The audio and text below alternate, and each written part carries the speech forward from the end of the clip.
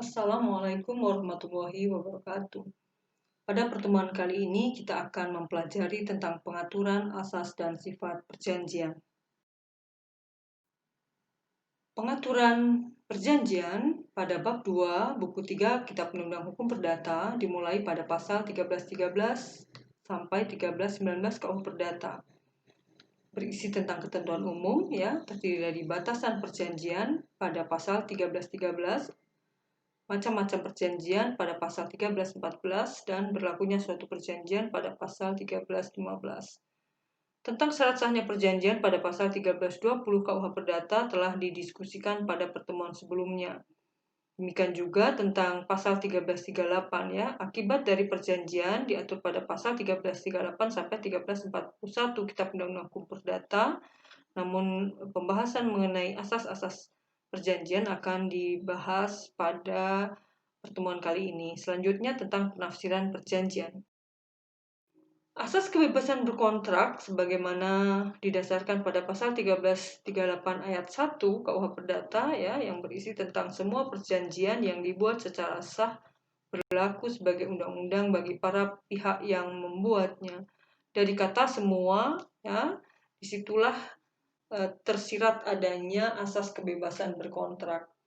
Pengertian asas kebebasan berkontrak adalah asas yang menjelaskan bahwa para pihak dalam membuat perjanjian ada kebebasan dalam hal pertama membuat atau tidak membuat perjanjian, menentukan dengan siapa ia akan membuat perjanjian, menentukan isi perjanjian, menentukan ketentuan dan syarat-syarat yang akan diberlakukan dalam perjanjian, menentukan peraturan perundangan yang akan digunakan, atau menentukan tempat penyelesaian sengketa yang akan dipilih oleh para pihak. Asas konsensualisme pengertiannya adalah dengan kesepakatan para pihak maka perjanjian itu telah lahir atau terjadi.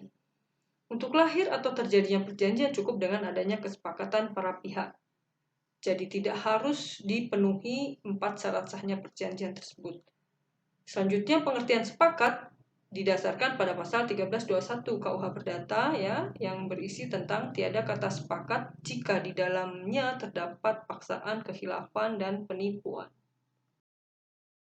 Asas pacta sunt servanda pengertiannya adalah perjanjian yang dibuat secara sah oleh para pihak berlaku sebagai undang-undang bagi para pihak yang membuatnya.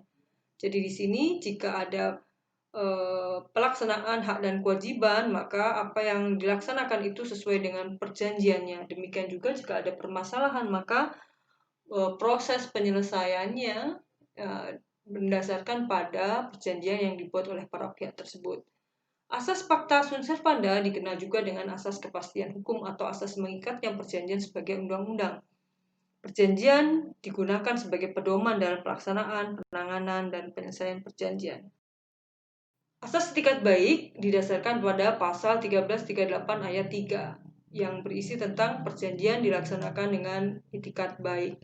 Ada 2 pengertian asas itikat baik. Yang pertama, asas itikat baik dalam pengertian subjektif berarti kejujuran, bahwa para pihak dalam membuat perjanjian didasarkan pada kejujuran. Pengertian yang kedua, asas itikat baik dalam pengertian objektif artinya atau berarti kepatutan atau kepantasan dan keadilan, bahwa dalam pelaksanaan perjanjian para pihak harus mendasarkan pada kepatutan atau kepantasan serta keadilan. Selanjutnya akan dijelaskan tentang sifat perjanjian. Perjanjian dalam KUH Perdata bersifat konsensual obligator. Konsensual berarti bahwa perjanjian itu telah terbentuk atau terjadi atau lahir pada saat dicapainya kata sepakat di antara para pihak. Karena sebagian besar perjanjian-perjanjian dalam KUH Perdata bersifat konsensual, maka KUH Perdata menganut asas konsensualisme. Definisi perjanjian yang bersifat obligator dalam arti sempit yaitu perjanjian yang hanya menimbulkan hak dan kewajiban saja di antara para pihak dengan tidak memindahkan objek perjanjian.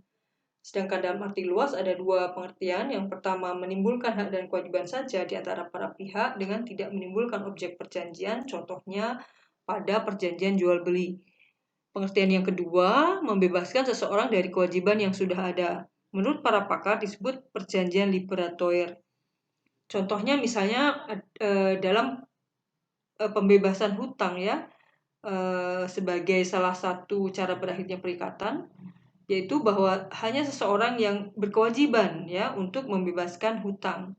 Jadi sekali lagi dalam hal ini hubungan hukum antara para pihak yang terjadi, maka pihak yang berkewajiban tentu dalam hal ini dan hubungannya dengan hak ya seseorang, maka akan ada pembebasan hutang. Pengecualian terjadinya perjanjian, misalnya terdapat perjanjian formal. Ada perjanjian yang untuk terbentuknya atau lahirnya disyaratkan dengan bentuk tertentu atau formalitas tertentu. Contohnya misalnya untuk pendirian PT ya, ada perjanjian pendirian perseroan terbatas harus berbentuk dalam akta notaris. Misalnya perjanjian kerja dalam bentuk tertulis saja. Dalam hal ini ya, dalam praktek ada yang notaril, ada yang di bawah tangan. Tetapi kuncinya harus tertulis ya, karena perjanjian kerja itu melibatkan hubungan antara orang perorangan kepada kumpulan orang atau badan hukum, misalnya tadi PT. Lalu perjanjian perdamaian dalam bentuk tertulis, hibah dalam bentuk akta notar. Pengecualian terjadinya perjanjian yang kedua, misalnya ada perjanjian real, adalah perjanjian yang lahir atau terbentuk dengan penyerahan benda yang menjadi objek perjanjian tersebut. Dalam perjanjian ini, selama benda yang menjadi objek itu belum diserahkan, maka perjanjian itu belum ada. Contoh perjanjian penitipan barang dan perjanjian pinjam pakai. Pada perjanjian penitipan barang, selama objek yang akan dititipkan itu belum diserahkan, ya dari pihak penitip kepada yang dititipi, maka belum terjadi ya perjanjian penitipan barang itu.